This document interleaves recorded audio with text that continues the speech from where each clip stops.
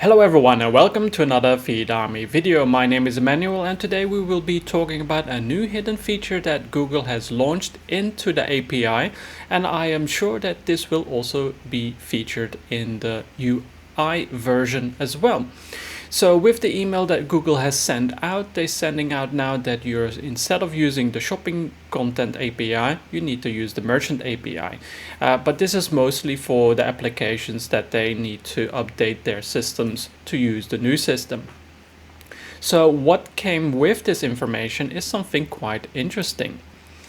So if we have a look at the email itself, we can see that the Merchant API will offer improved performance, flexible data management, and scaled access to services like Google Product Studio. So I thought, okay, that's interesting. What do they have more that is for Product Studio? So when we have a look at the documentation, we can see something very interesting. Alongside the generating images that we already know Product Studio can do, it also can generate text suggestions. Not only that, it is a lot more deeper than that.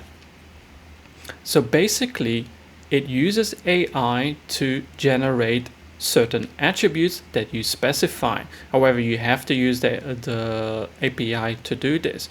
We've actually already built such a system with Feedarmy for many years now, using Google Sheets and scripts to generate parts of data, and then we improve the data alongside it. So it's not useful for everything, because in the end, what you submit to Google Merchant Center must be readable, it must be easy to understand for the consumer. Maybe certain words are out of context or etc. So there's always an issue with pure AI generated text. So we don't just flog off AI generated content.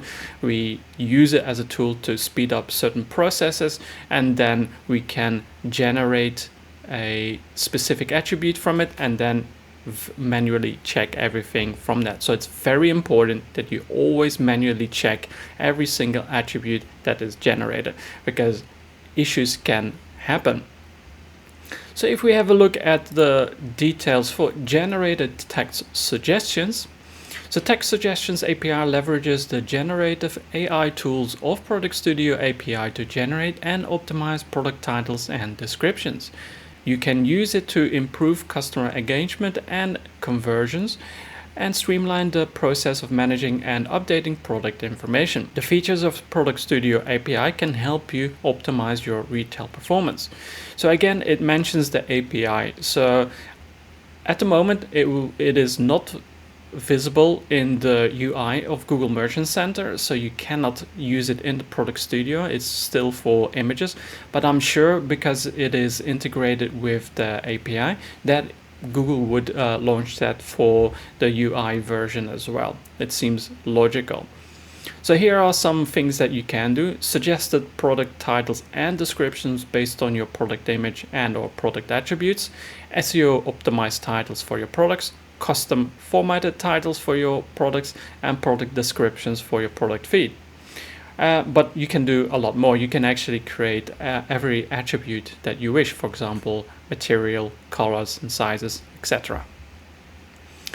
So this just goes into detail of the API, but I won't bore you with that because that is something you need to check yourself. What I want to go over are the examples so that you can see what is generated.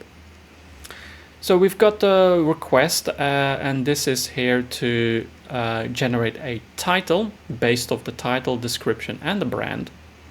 And then it outputs the text here. So we can see Nike men's shoes, Air Zoom, Pegasus 38 running shoes, blue, size 12. And that is a nicely formatted title that I would say, yeah, that is good, but can use some improvements, of course. So always manually check.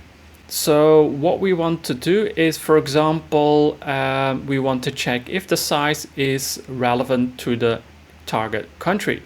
What a lot of merchants have, especially, for example, if they're in Europe, they tend to add two different sizes, or the European one and then the US one, and then the size attribute that is outputted is a little bit incorrect. So always make sure it is correct. And then we can also generate a title from an image. I don't think the quality will be very high based on an image because it needs to factor in a lot of details. For example, the brand, what is the target audience? Are they for normal searches? Are they for luxury products, etc.? So this is not a very good thing. But as you can see, it can output rustic ceramic and leather leaves and necklace from just the image. I don't think that is really a good thing because, as you can see, it doesn't include the brand because it doesn't know it. It doesn't include any other features that is not specific on the image. However, if you use that as an input in combination with the title and description, that might be helpful. So you can also generate titles from a description. These are combinations that we use. From our experience, what we prefer to use is the whole data set, not just one specific one. We also look at customer data, so it's very important that you just don't rely on your own data, but also what people are searching for, because sometimes you can miss out some keywords that are very important to include. So that is very important that you do. Of course, Google cannot see all of that data, so that's why using this is good as a basis, but you still need to improve it further. So it generates the title, the text based on the description then. And then we can also optimize titles from the title and description. That is a little bit better, but still very limited. And then you get your response. You can also generate descriptions from a title. That is not something I would do because the quality will be very low. Let's think of it logically. Rustic ceramic and leather leaves necklace. How can you generate a very quality description just based on the title? It makes no sense. And while they might give you an example, as you can see, it's not even reaching 500 characters. So the minimum amount of characters that I recommend that you have for a description is 500, even more if you want. But if we have just a look at the count, it's 163. That is not that's not long enough, and the description is not very good if we look at it. So rustic ceramic and leather leaves necklace, all the first letters in capital because that's the title, and it's very weird that it then goes into lowercase. It's a beautiful necklace made from high quality ceramic and leather. It features a unique design that is sure to turn heads. This is like typical AI fluff. This is one problem with descriptions, is that AI generally generates a lot of fluff and it makes no sense and it's not very useful. You have to think about, is this going to be important for the consumer to read? If a consumer reads this, they're just going to say, oh, okay, great. Is this really relevant? So no, this is a very bad description. That is why manually checking is always important, and manually editing. And that's what we do at Vidami. We manually check and rewrite everything to ensure it's high quality. So it says then generate the title and description from product attributes.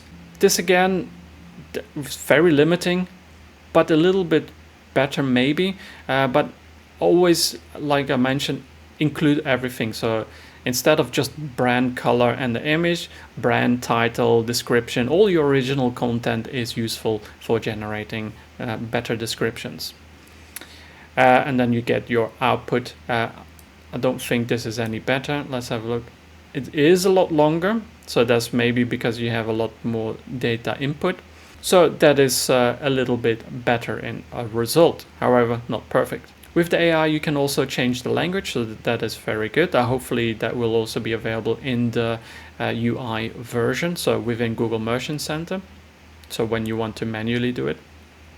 And then it goes into a little bit more technical details about the coding and so on. So Basically, this video is not to explain how to set this up. Obviously, that's not what we do here, but to explain what to expect. And I am sure this will soon be available in Product Studio within Google Merchant Center. So if you don't know where this is, so if you go to Google Merchant Center, you go to Products, and then you go to Product Studio, and then you can get started. As you can see, this is only for images. So if we select an image,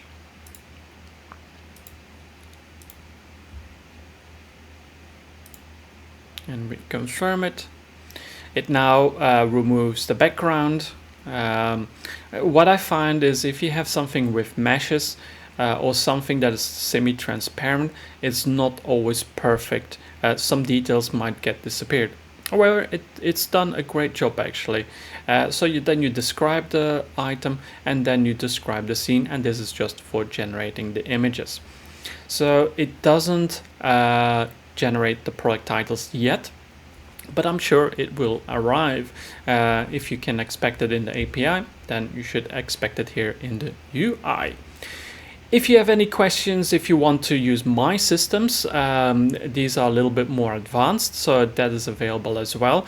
If you have any questions, feel free to leave a comment downstairs. Thank you for watching, and I'll see you in the next one.